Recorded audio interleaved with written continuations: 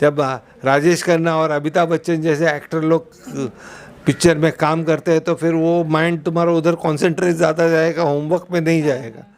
Artist लोग को मिलता रहता हूँ और नेपाली 3-4 पिक्चर देखा हूँ मैं। मेरे को बहुत मीन्स आप लोग का जो विलेज लाइफ है ना वो बहुत अट्रैक्टिव है। वैसा फीलिंग लगता है कि जैसा अपन अभी अपने घर पे ही बैठा है ऐसे लगता है। तो ऐसा स्टोरी जब रहता है ना तभी मज़ा आ जाता है पिक्चर देखने का। ये इंडस्ट्री में सबके साथ रिलेशन अच्छे रखो, चाय वाले के साथ भी रिलेशन अच्छे रखो, मच्छी वाले के पास भी रिलेशन, सबके साथ ये लाइन में रिलेशन अच्छे रखो। कभी कौन काम पे आ पड़ेगा क्या कुछ मालूम नहीं आप। और जब इधर फिल्म बनाने के लिए और नेपाल से आते हैं जो लोग, मतलब जहाँ से भी आते हैं, कौन कौन सा प्रोसेस चलना पड़ता है? हाँ, वो एक्चुअली क्या है ना, प्रोसेसिंग हमको पेपर भेजना पड़ता है, हमारे नाम पे पेपर भेजना पड़ता है, फिर हम लोग वो अटैच करके दिल्ली भेजते हैं। इंफॉर्मेशन ब्रॉडकास्टिंग मिनिस्टर का अप्रूवल 21 दिन का रहता है मिनिमम। तो मनीषा जी ने एक रिक्वेस्ट किया और बोला मेरे को गोवा का गांव का मच्छी खाने का है। तो मैं बोला ठीक है, मैं लेके आता हूँ। मेरे को तो मालूम था ना किधर बिकता है। तो वो औरत लोग जो खाना पकाती मैं उधर गया होटल में और उधर से मच्छी लेके आया। उनको बहुत मच्छी बहुत पसंद आया, बहुत खुश हो गए। बेटा 3 चीज़ याद रखना, पैसे के पीछे मत दौड़ना, don't run for money, don't run for woman, लड़कियों औरत लोगों के पीछे मत पड़ना, और तीसरा सबसे बड़ा इम्पोर्टेंट, अगर तुमको इंडस्ट्री में सरवाइव होने का है तो तुम्हारे खुद के स्वार्थ और फायदे के लिए किसी का कॉम्प्रोमाइज़ कभी किसी से मत करवाना। नौकरी करते हो और तुमको फिल्म में भी काम करने का है तो 2 पाँव तो एक ही जगह पे रखो ना, सब 2 जगह पे रखने को गिर जाओगे। तो लाइफ में ऐसा कुछ करके दिखाओ और आओ ऊपर। मेहनत करना पड़ेगा, कोशिश करनी पड़ेगी। इधर ऐसा देख के कोई ले नहीं लेता। मैं कोई भी बोलता है मेरे को, अरे सर मैं कैसा दिखता हूँ, बहुत अच्छे दिखते हो, अब मेरे को रोल मिल जाएगा ना, ऐसा नहीं होता है।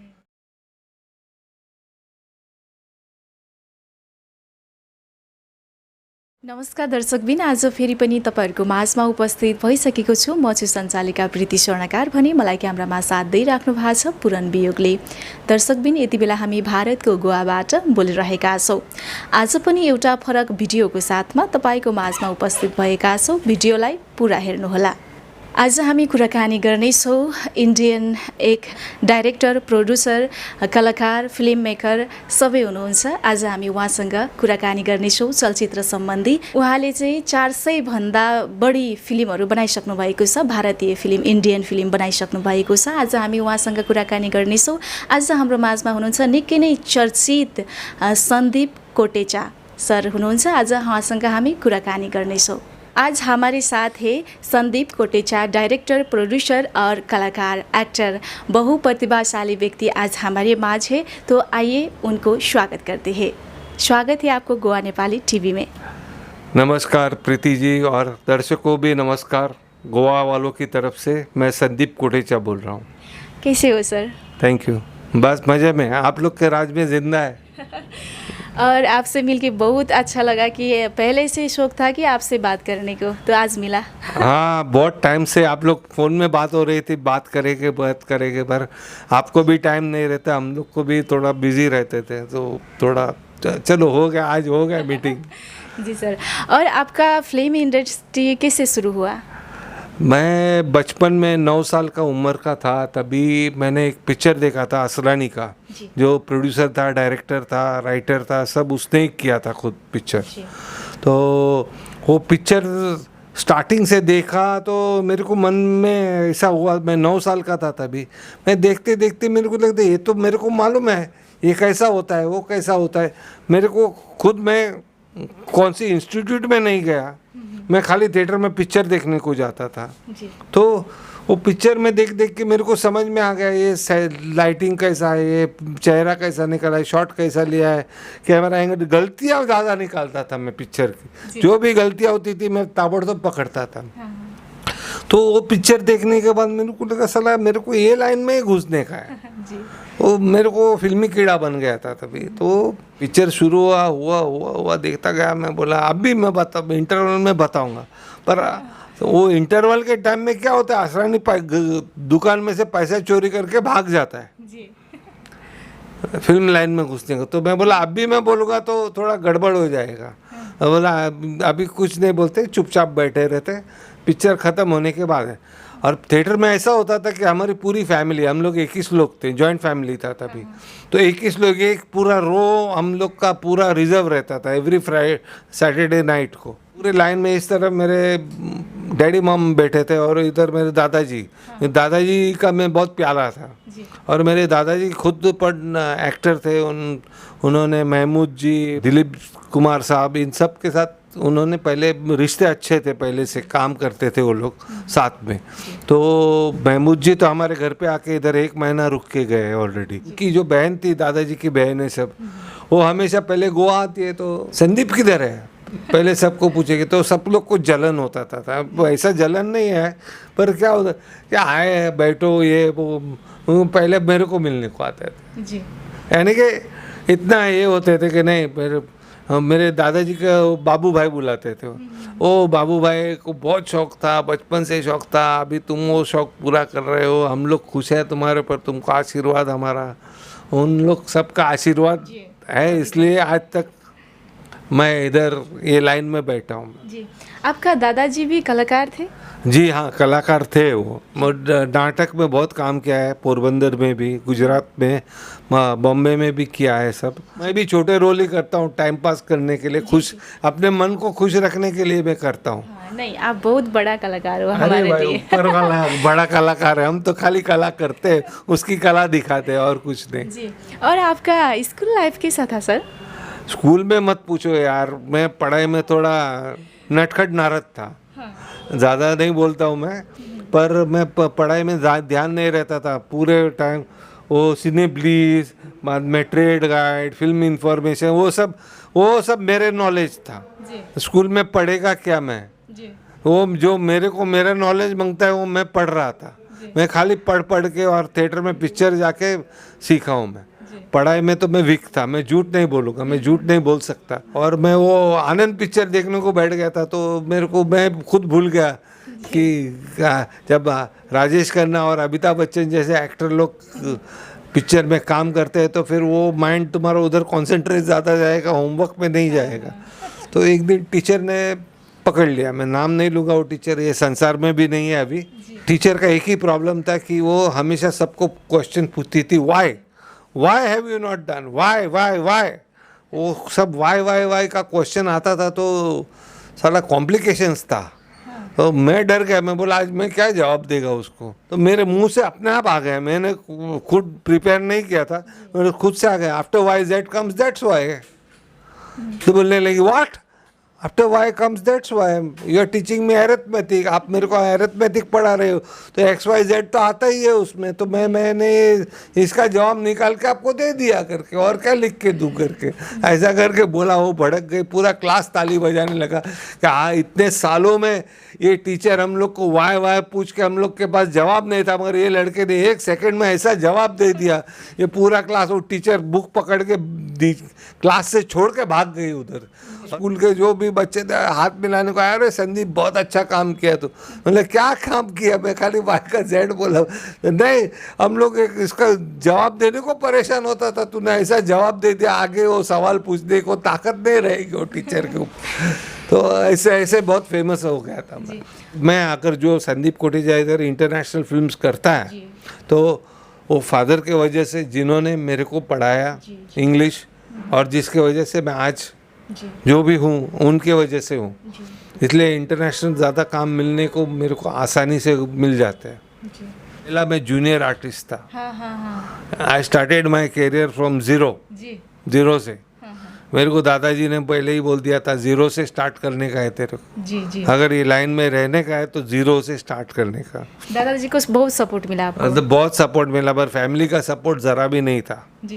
तो दादाजी ने बोला, इतना पगार मिलेगा तेरे को, इतने तेरे को चाय पानी के लिए पैसा मिलेगा, और इतना तेरे को बैंक में डालना पड़ेगा। तो वो हिसाब से मैंने शुरुआत की। सबसे आज तक भगवान की कृपा और उनका आशीर्वाद है कि आज तक चल रहा है। मगर एक दिन मेरे को उन्होंने एक अच्छी बात बताई थी, वो मैं कभी आज तक ज़िंदगी में भूला नहीं। बेटा 3 चीज़ याद रखना, पैसे के पीछे मत दौड़ना, डोंट रन फॉर मनी, जी डोंट रन फॉर वुमन, लड़कियों औरत लोगों के पीछे मत पड़ना, और तीसरा सबसे बड़ा इम्पोर्टेंट, अगर तुमको इंडस्ट्री में सरवाइव होने का है तो तुम्हारे खुद के स्वार्थ और फायदे के लिए किसी का कॉम्प्रोमाइज़ कभी किसी से मत करवाना। जी तो ये 3 चीज़ के वजह से आज तक भगवान की कृपा है, लेडीज़ लोग मेरे को ज़्यादा रिस्पेक्ट देते हैं इंडस्ट्री में आदमी लोग के हिसाब से, जी जी क्योंकि उनको मालूम है कि ये आदमी ऐसे काम नहीं करेगा। मैं खुद एक एग्जांपल देता हूँ, मैं नाम नहीं लूँगा फिल्म का और प्रोड्यूसर का और एग्जीक्यूटिव प्रोड्यूसर का। तो इंटरनेशनल पिक्चर था, तो बोला कि संदीप इतना इतना एग्रीमेंट बनाने का है, मेरे को आर्टिस्ट चाहिए। मैं सब जगह पे गोवा में आर्टिस्ट तो करवा के दिया, पर अभी गोवा में फिर भी हम लोग को आर्टिस्ट शॉर्ट पड़ रहे थे, तो मैं बोला मैं बॉम्बे से देता हूँ। तो मैंने बॉम्बे गया, बॉम्बे से आर्टिस्ट में मेन लीड के लिए जो था उसको लेके गया उसके पास और उनसे मीटिंग करवाई, उनको उसका वीडियोस और वो सब। तभी वो ज़माने में वीडियो कैसेट आता था ना, तो देख के उसने बोला ठीक है, सब कुछ बातचीत हो गया, सब फाइनल हो गया और एग्रीमेंट बनाया, साइन किया और ईपी को दिया। तो ईपी बोलते हैं आज शाम को उसको मेरे रूम में भेज दो। तो मैंने वो धीरे से वो पेपर लिए, मैं बोला सर 1 मिनट ज़रा मेरा साइन मांगता है करके लिया, वो पेपर फाड़ डाला। 1 लाख रुपया का एग्रीमेंट पेपर फाड़ डाला मैंने। मैं बोला कि मैं कॉम्प्रोमाइज़ के लिए धंधा नहीं कर रहा हूँ, बिजनेसमैन का बेटा हूँ, अच्छे फैमिली से आता हूँ और ये धंधा मेरा नहीं है। जी तुमको किसी और के पास किसी को बुलाओ और सब आर्टिस्ट फाइनल करो।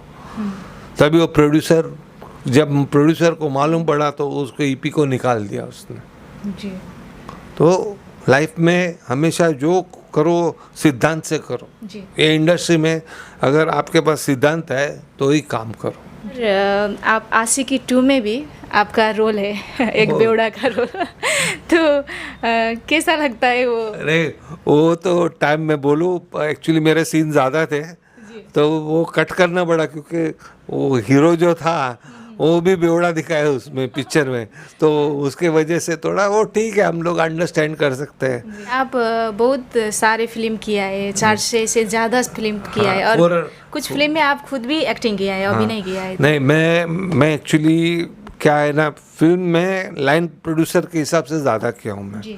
कम से कम मैं एंटरटेनमेंट सोसाइटी में पूरा लिस्ट भरा हुआ है, उसके पहले का कलेक्टर का ऑफिस में भी लिस्ट पड़ा हुआ है। हमारा नेपाल की सुपरस्टार एक्टर, मतलब अभी इंडियन एक्टर भी है एक मनीषा कोइराला, उससे काम किया आपने? जी हाँ, मैं मनीषा जी के साथ 1 सेकंड जो ज़िंदगी बदल दी, संजय सिंह का फिल्म था, वही टाइम पे मैं मनीषा जी को मिला था।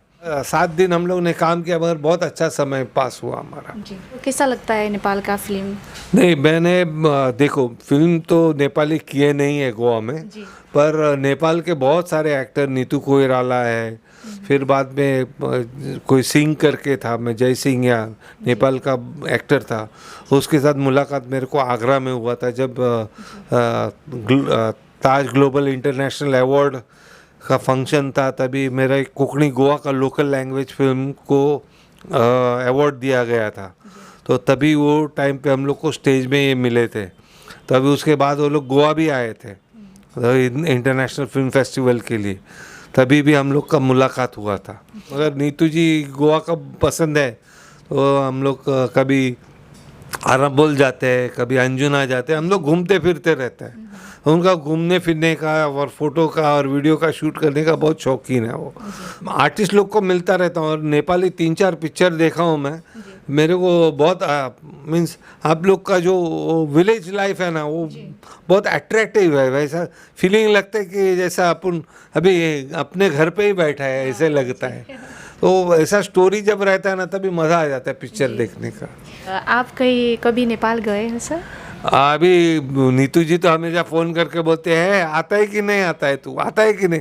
मैं बोलता हूँ आता हूँ, मगर क्या है ना, अभी काम, अभी थोड़ा बिजनेस डेवलप करने के बाद सोचेंगे। जाने का तो है, वो हमारे को मंदिर का दर्शन करने का है सब जगह पे जाके, तो हमारा इच्छा तो बहुत इच्छा है। चलो जाएंगे कभी फैमिली के साथ। जी, जो नेपाली एक्टर्स लोग होते हैं, डायरेक्टर लोग होते हैं कि गोवा में मूवी करना चाहते हैं, फिल्म बनाना चाहते हैं, तो कैसा करते हैं, क्या करते हैं, उनको उतना मालूम नहीं होता, तो आप बता दीजिए कि कैसा करना चाहिए नेपाल से जब इधर आके फिल्म। देखो, एक तो Nepal is part of SAARC country, जी साउथ एशिया कंट्रीज़ जो है जी उसका मेमोरेंडम और इसमें गवर्नमेंट टू गवर्नमेंट जी एग्रीमेंट है। वो उसका डॉक्यूमेंटेशन अगर किसी को चाहिए तो मैं दे सकता हूँ। जी और हम लोग सब खाली गोवा में नहीं, पूरा ऑल ओवर इंडिया में हम लोग शूट किए जी। हैं। मैंने अमेरिकन फिल्म्स किए हैं जैक ग्रीन के साथ, यानी कि एज अ कास्टिंग डायरेक्टर किया था मैंने। तो जैक ग्रीन के साथ the letters of mother Teresa जो नेटफ्लिक्स में आता है, वो पिक्चर में मैं खुद एक्टर बना हूँ as a priest, Catholic priest जो मदर टेरेसा का घर को ब्लेसिंग्स देने को जाता है। जी तो मैंने वैसे वो फिल्म में एक्टिंग किया था और मैं कास्टिंग भी एंटायर कास्टिंग किया था। तो जहाँ भी फिल्म्स बनती हैं मेरे और अपना हंटर्स होम किया है, फिर बाद में द ओडलिसी शो किया है। और जब इधर फिल्म बनाने के लिए और नेपाल से आते हैं जो लोग, मतलब जहाँ से भी आते हैं, कौन कौन सा प्रोसेस चलना पड़ता है? हाँ, वो एक्चुअली क्या है ना, प्रोसेसिंग हमको पेपर भेजना पड़ता है, हमारे नाम पे पेपर भेजना पड़ता है, फिर हम लोग वो अटैच करके दिल्ली भेजते हैं। इंफॉर्मेशन ब्रॉडकास्टिंग मिनिस्टर का अप्रूवल 21 दिन का रहता है मिनिमम, मैक्सिमम 40 डेज लगता है। तो वो जब अप्रूवल आता है तभी हम लोग स्टेट गवर्नमेंट को अप्रोच करते हैं। जो भी स्टेट पे हम लोग शूट करने का है उनका भी परमिशन लेना पड़ता है हमको।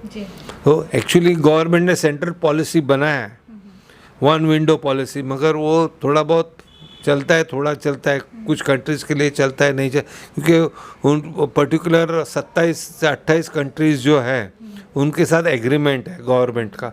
तो वो एग्रीमेंट का अंदर लॉज और क्लॉज अलग अलग है, तो वो हिसाब से वो प्रोसीजर फॉलो करना पड़ता है हमको। कितना बजट लगता है? और बजट बता अभी सकते हैं? बजट देखो, अभी आपका फिल्म का स्क्रिप्ट के हिसाब से, आर्टिस्ट का, डायरेक्टर का और उसके हिसाब से बजटिंग ऐसा कभी कोई बताएगा नहीं आपको जब तक आपको लिखित नहीं आता है कि क्या क्या लोकेशन में क्या चाहिए आपको।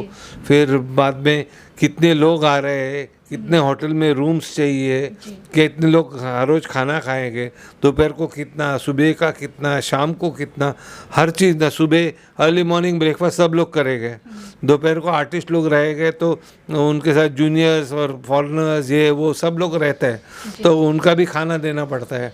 प्लस ट्रांसपोर्ट आने और जाने का भी खर्चा देना पड़ता है उनका। इसको जैसा बजटिंग करने, बजट के हिसाब से जो उनका प्रोजेक्ट है और जैसा करने का है उसके हिसाब से बजट होता है। जी, जो कलाकार बनना चाहते हैं कुछ लोग को मालूम नहीं होता कि कलाकार कैसे बनते हैं और कैसा होता है कलाकारिता। देखो, एक चीज़ मैं बताता हूँ, इंडिया में हम लोग का एसोसिएशन रहता है, फेडरेशन का। तो उधर पहले आपको सबसे पहले कार्ड बनवाना पड़ता है। आज भी 2 लोग का सुबह कार्ड किया मैंने, अब इनसे अप्लाई। तो हमको थोड़ा प्रोसेसिंग के लिए टाइम जाता है, गोवा से भेजता है, होता है, करता है, सब टाइम लगता है। तो ये सब प्रोसीजर फॉलो करने का हम लोग को पड़ता है। तो फिर बाद में हम लोग वो कार्ड जब आता है आर्टिस्ट का सेफ्टी के लिए, आर्टिस्ट का सेफ्टी हम लोग को पहले चाहिए। अगर मैं कास्टिंग डायरेक्टर रहेगा तो मेरा आर्टिस्ट का सेफ्टी मेरे को पहले चाहिए। मैं सब जो चीज़ मानूंगा वो लीगली करूँगा। तो मैं आर्टिस्ट को भी इंट्रोड्यूस करता हूँ, प्रोड्यूसर को उनके फ़ोटोज़ पहले भेज के, फिर बाद में उनका वीडियोस भेजता हूँ, फिर उनका ऑडिशन भेजता हूँ। उसके बाद उन लोग को शॉर्टलिस्ट करके उनके साथ एग्रीमेंट, प्रॉपर एग्रीमेंट करवा के, उनका जो कार्ड का नंबर है वो सब पूरा डिटेल में करके मैं काम करता हूँ लीगली। और आप कौन कौन सा संस्था में आबद्ध हुए सर? मैं अभी फिल्म क्राफ्ट का एसोसिएशन का इंचार्ज हूँ गोवा में। फिर बाद में western India film producers association का प्रेसिडेंट हूँ। सेव अ लाइफ फाउंडेशन जो बच्चों, एनिमल्स, प्लांट्स और जो भी है उनका सबका गोवा का इंचार्ज हूँ। फिर बाद में मैं ऑलरेडी ये अपना सबसे बड़ा इंडिया का सबसे बड़ा जी फाउंडेशन है, उसका भी इंचार्ज था मैं। अभी वो फाउंडेशन थोड़ा ये हो गया है, कोरोना के टाइम पे हम लोग ने सब किया था। जी peace of India, peace of India में भी मेरा बहुत बड़ा भाग रहा। कोरोना के टाइम पे हम लोग ने सब लोग का सेवा किया, पुलिस लोगों का सेवा किया, बहुत कुछ किया है। जी कैसा लगता है आपको ये फिल्म इंडस्ट्री? देखो, मेरा एक ही सपना है, जी हर एक को बोलता हूँ, जो कोई नया आर्टिस्ट आता है ना, एक ही सपना है मेरा। जी कोई पूछेगा, दो जवाब है इसके। पूछेगा कैसा है, ऑलवेज फैंटास्टिक, हमेशा मज़े में रहता हूँ, जी टेंशन लाइफ में लेता नहीं। जी डायबिटीज़ है, डायबिटीज़ के बाद मालूम पड़ा बहुत टेंशन ले रहा है, अभी टेंशन नहीं लेने का, आराम से लाइफ एंजॉय करो। तो लाइफ में एंजॉय कर रहा हूँ, फैमिली अपनी तरफ एंजॉय कर, मैं मेरी तरफ से एंजॉय कर रहा हूँ। और दूसरा एक चीज़ है कि मैं हमेशा एक ही सपना लेके बैठा हूँ कि जिस दिन मरूंगा तभी एक नेशनल फ्लैग मेरे सीने के ऊपर होना मांगता है कि मैं कुछ देश के लिए अच्छा करके गया। मेरे को यही सपना है और कोई सपना नहीं है। फिल्म बनाऊंगा मैं, अगर सक्सेस हुई तो ठीक है, नहीं हुई तो भी ठीक है, मेरे को फ़र्क नहीं पड़ने वाला। पर मैं अभी तक सब ऐड शूट्स बनाता था, छोटे छोटे ऐड शूट्स, जहाँ भी बहुत सारे ऐड शूट्स भी कर चुका हूँ। तो अभी मैं फिल्म बनाना चाहता हूँ। अभी कॉमेडी, रितेश देशमुख जैसा, रितेश देशमुख कॉमेडी जैसा करता है ना, तो सेक्स कॉमेडी जैसा वैसा फिल्म्स मैं सोच रहा हूँ आगे बनाने का। कि अपन लोग इधर गोवा में नेपाली फिल्म फेस्टिवल करते हैं, तो मैं जिनके साथ मीटिंग करवाया था वो अभी है नहीं इधर, तो नहीं तो नीतू जी जब भी आएगी तभी उनके साथ मीटिंग वापस करवा के, मेरे को इच्छा है। नेपाल के प्रोड्यूसर लोग को भी बोलता हूँ, मैं डायरेक्टर को भी बोलता हूँ, ईपी को भी बोलता हूँ, अगर आप लोग को इधर गोवा में आके फेस्टिवल करने का है तो आप मैडम जी से, सर जी से उन लोग को कांटेक्ट करके करवाओ। और मालूम नहीं क्या, आप भी सजेशन भेजो, आपका भी सजेशन हम लोग एक्सेप्ट करेंगे। पर को प्रोडक्शन गोवा के साथ नेपाल का होना चाहिए। और तो मैं भी यही चाहता हूँ कि एक बिजनेस डेवलपमेंट रिलेशन होना चाहिए नेपाल के साथ गोवा का। और आपने ये चलचित्र में आया, फैमिली का सपना तो और कुछ था होगा, आपने क्यों फैमिली बिजनेस क्यों नहीं किया? फैमिली बिजनेस किया, 4-5 साल किया, फिर देखा कि इसमें 10 साल किया मैं, उसमें देखा साला वो सब कचरा पानी का धंधा है वो मेरे लिए। ज़्यादा कमाई भी नहीं था, जो क्रिएटिविटी में कमाई रहता है वो इसमें कमाई नहीं था। तो मैं धीरे धीरे वाइंड अप करता गया और इन लोग को भी समझ में नहीं, और ऑटोमेटिकली वापस घुस गया। आपने सलमान खान, शाहरुख खान, अक्षय कुमार जैसा बहुत सारे एक्टर लोग के साथ भी काम किया ना? 3-4 फिल्में किए ऑलरेडी उनके साथ, बट तभी मैं कास्टिंग हैंडल करता था, उनके साथ काम करते और उनको शूटिंग के लिए प्रमोट करते हैं हम लोग गोवा में। और ऑल ओवर इंडिया भेजते हैं, हैदराबाद भेजते हैं, बेंगलोर भेजते हैं, तुम्हारा दिल्ली भेजते हैं, हरियाणा भेजते हैं, और इवेंट्स भी करते हैं हम लोग ने। 1987 17 मार्च को किशोर कुमार का शो किया था जी। तभी मैं बच्चा था, 11वीं में था। तो किशोर दा बहुत अच्छे और जॉली आदमी थे, एकदम जॉली। वो जब गोवा के एयरपोर्ट पे लैंड हुए, एयरपोर्ट अब तो तभी तो क्या था, वो तभी उतना रिस्ट्रिक्शन नहीं था ना, लड़ाई बिड़ाई कभी कुछ होता नहीं। तो हम लोग एयरपोर्ट पे खड़े थे, तो किशोर दा ने मेरे को देखा और बोला, बेटा मेरा बटुआ गुम हो गया है, बटुआ बहन के पॉकेट। और मैं डर गया, मैं बोला अगर इसका बटुआ गुम हो गया तो इसका आवाज़ बंद हो जाएगा। तो मैं जाके मैनेजर से हाथ जोड़ के बोला इंडियन एयरलाइंस का, सर ज़रा प्लेन में देखो ना, थोड़ा बटुआ गुम हो गया है, थोड़ा मिला तो अच्छा रहेगा। उन्होंने ताबड़तोड़ भेज दिया सबको, किशोर दा का है ना, तो ऑटोमेटिकली वो लोग सब आए और बोले नहीं है। फिर अचानक ऐसा पकड़ के उसने उसके बेटे को लेके आया बाजू में, सर बटुआ तो नहीं, अरे मेरा बटुआ इधर है। यानी कि उसका बेटा उसको बेटे को बटुआ बोला। तो हम समझे नहीं, हम बटुआ समझे, वो बेटा बोलते वो ये गड़बड़ हो गया, ओ इतना कॉमेडी हो गया।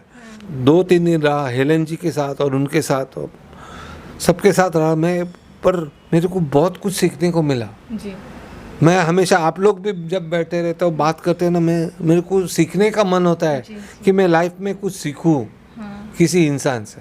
यही मेरा एजुकेशन। और बहुत सारे लोग हैं कि ये फिल्म इंडस्ट्री में आना चाहते हैं तो उन लोगों को कुछ मालूम भी नहीं होता, कुछ लोग आके भी चला जाता है, पूरा टाइम तक नहीं रह पाते, तो उन लोगों के लिए क्या संदेश देना चाहते हैं आप? देखो मैं एक चीज़ पहला बताता हूँ, कभी भी किधर भी आप शूटिंग में गए ना, जिन्हें आपको पूछा भाई हीरो कौन है, हीरोइन कौन है, सीधा मुंह पे बोल देने का उसको, मैं हीरो। जी यानी कि अपने पास सेल्फ कॉन्फिडेंस होना मांगता है पहले, जी तो ही तुम काम कर सकोगे इंडस्ट्री में। और जो कोई आएगा, कभी भी इंटरव्यू देने को जाने का उसके पहले कार्ड बना लो। कार्ड बनाना बहुत इम्पोर्टेंट है, क्योंकि कल सुबह कुछ भी हो जाए, कोई लफड़ा हो गया, झगड़ा हो गया, पेमेंट नहीं हुआ, कार्ड आईडी प्रूफ है तुम्हारा आर्टिस्ट का। पहले आर्टिस्ट को कार्ड करना ही चाहिए कंपलसरी। और मैं कोई भी आर्टिस्ट नहीं लेता जब तक उनको कार्ड बना के नहीं लेते। एक दूसरा, ऑडिशन देते वक्त कभी भी या फोटोशूट करने के बाद चश्मा मॉडल लोग लगाते हैं, एक्टर लोग एक्सप्रेशंस दिखाते हैं, तो वो एक्सप्रेशंस फेस में ज़्यादा होना होता। फोटो निकालने को गया, मगर वो सब एक ही पोज में फोटो दे रहा था, तो उसमें मैं क्या कौन सा काम दे सकता हूँ उसको। अलग हेयर स्टाइल होना मांगता है, अलग कपड़े पहनने चाहिए, अलग शूज़ पहनने चाहिए, अलग एसेसरीज पहनने चाहिए, ये सब चीज़ होना मांगता है उसमें। और एक्सप्रेशन होना मांगता है ऐसा कि जैसे ऐसा कोई फीलिंग सामने वाले को फीलिंग आना चाहिए। अभी सीरियस सीन रहेगा तो सीरियस शॉट कैसा देगा तू, वो सब पूरा स्टडी करो, हर एक कैरेक्टर में जाओ, अंदर डीप जाओ और स्टडी करके उसके बाद तुम लोग फोटोज निकालो तुमको कैसे वैसे तो ऐसे वैसे सब लोग करते हैं फोटो, पर वो मतलब नहीं है। वैसे फोटो कोई भी निकाल सकता है, पर कैरेक्टर, हर अभी डॉक्टर का रोल करने का है तो आप कैसा रोल करोगे, डॉक्टर के कपड़े पहन के क्या सीन करोगे, ऐसा ये सब इन डेप्थ जाना पड़ेगा। वो स्टेटिस्कोप लेके कान में कैसे डालते हैं, ये वो भी, तो वो सब पूरा नॉलेज होना मांगता है। जो कैरेक्टर में जा रहे हो, अभी बिजनेसमैन का सूट बूट टाई, ऑफिस भी सब ये सब रेडीमेड प्लान करके करना पड़ेगा। ऑडिशन ऐसे दो, हंसते हंसते दो, प्यार से मुस्कुराते हुए दो, एक ऑडिशन सीरियस दो, अलग अलग कैरेक्टर में देते जाओ। 28 कैरेक्टर बनाओ आपका, जो भी टाइप ऑफ कैरेक्टर रोल है उसमें से आप वो सिलेक्ट कर सकेंगे। धीरे धीरे 1 by 1 स्टेप करके आदमी ऑटोमेटिकली इंडस्ट्री में चढ़ जाता है। वो एक फिल्म में जाएगा, वो फिल्म का क्रू कम से कम 30-40 लोग रहेगा, उसका भी पहचान होएगा उनका। वो 30-40 क्रू दूसरे शूटिंग में जाएगा तो उसका नाम रिकमेंड कर सकता है। तो ऐसे धीरे धीरे फ्लो होता है।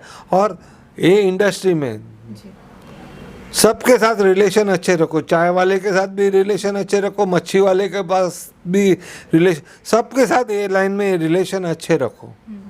कभी कौन काम पे आ पड़ेगा क्या कुछ मालूम नहीं आप। और जितना रिलेशन आप बढ़ाते जाओगे, मल्टीपल होते जाएंगे, उतना धीरे धीरे काम बढ़ता जाएगा। अरे कार्ड बनाओ, 2 फिल्म क्या, तुम 50 फिल्म मिल सकता है तुमको, मगर वो तुम्हारे में काम करने की उम्मीद हो नहीं मांगते हैं। अभी तुम नौकरी करते हो और तुमको फिल्म में भी काम करने का है, तो 2 पाँव तो एक ही जगह पे रखो ना, सब 2 जगह पे रखने में गिर जाओगे। तो लाइफ में ऐसा कुछ करके दिखाओ और आओ ऊपर। मेहनत करना पड़ेगा, कोशिश करनी पड़ेगी। इधर ऐसा देख के कोई ले नहीं लेता। मैं कोई भी बोलता है मेरे को, अरे सर मैं कैसा दिखता हूँ, बहुत अच्छे दिखते हो, अब मेरे को रोल मिल जाएगा ना, ऐसा नहीं होता है। ये सब पूरा प्रोसेस है, प्रोसेस फॉलो करते जाओ और करो। और किसी के पास जाके ऐसा मत बोलो, नहीं तो तुम्हारा इंसल्ट हो जाएगा। अमेरिकन्स के लिए बहुत कुछ काम किया है, बहुत मेहनत किया है, परमिशंस का भी बहुत लोचा था, सब कुछ करके दिया, फिर भी काम किया उनका। वैसे मैं नेपाल के साथ और बाकी सार्क कंट्रीज जो भी है वो सब के साथ वैसे ही काम करना चाहता हूँ मैं। वो कॉन्सेप्ट्स बना के, सिनॉप्सिस स्क्रिप्ट भी बना के ऐसा प्रेजेंटेशन करने का है कि जो भी कोई देखेगा मिनिस्ट्री में बोलेगा अरे भाई ये तो बराबर है, एकदम फटाक दे के साइन मार के चलो भेजो आगे करो, ऐसा होना मांगता है। जी। तो मैं ऐसे काम करना चाहता हूँ आप लोग के साथ। और बहुत अच्छा लगा सर आपसे मिल के, और आपसे फिल्म इंडस्ट्री के बारे में बात भी बहुत किया। तो बहुत सारे संदेश भी जा चुके हैं हमारा नेपाल में भी, आपको देख रहे हैं बहुत सारे लोग। तो क्या बोलना चाहते हैं अंतिम में? अंतिम में ये बोलता हूँ कि जो भी है इंडस्ट्री में, जो भी जितने लोग काम करते हैं उनके लिए मैं दुआ मांगता हूँ, उनसे हर रोज़ प्रार्थना करता हूँ कि हर एक जो कोई ये इंडस्ट्री में काम करता है उनकी तबीयत एकदम फौलाद जैसी करके रख। और मैं यही चाहता हूँ कि सबका इसी तरह भला हो। आपको अमूल्य समय दिया, इसके लिए बहुत बहुत धन्यवाद देना चाहती हूँ आपको। प्रीति जी और गोवा नेपाली चैनल को मैं साष्टांग नमस्कार करता हूँ। ऐसे ही आते रहो और ऐसे ही आप लोग कार्यक्रम देते रहो हमारे गोवा के बारे में। आपसे रिक्वेस्ट करता हूँ कि गोवा के लोकेशंस ये वो सब मैं इंडिविजुअली आपके साथ आके ये दिखाना चाहता हूँ क्या क्या है गोवा में, है ना। Thank you Preeti ji, thank you Goa Nepali channel. Thank you so much. आपको भी बहुत बहुत शुक्रिया, धन्यवाद। धेरै धेरै धन्यवाद दिन चाहन्छु। आज हामी कुराकानी गरेका थियौँ Indian director, producer, film maker, कलाकार सन्दीप कोटेचासँग, र उहाँसँग फिल्म इन्डस्ट्रीको बारेमा र उहाँको जीवनको बारेमा कुराकानी गऱ्यौँ। तपाईँलाई भिडियो कस्तो लाग्यो? जस्तो लाग्यो त्यस्तै सल्लाह सुझाव प्रतिक्रिया दिन नभुल्नुहोला। र अहिलेसम्म पनि हाम्रो च्यानललाई सब्सक्राइब गर्नुभएको छैन भने च्यानललाई सब्सक्राइब गर्नुहोला र फेसबुक पेजलाई फलो गरी लाइक गर्न नबिर्सिनुहोला र आफ्नो मनमा लागेका कुराहरू कमेन्ट बक्समा लेख्नुहोला। फेरि पनि अर्को भिडियोमा उपस्थित हुने बाचा गर्दै क्यामेरामा साथ दिनुहुने पुराण वियोग र म सञ्चालिका प्रीति स्वर्णकार छुट्टिने अनुमति माग्छु। हवस् त, नमस्कार।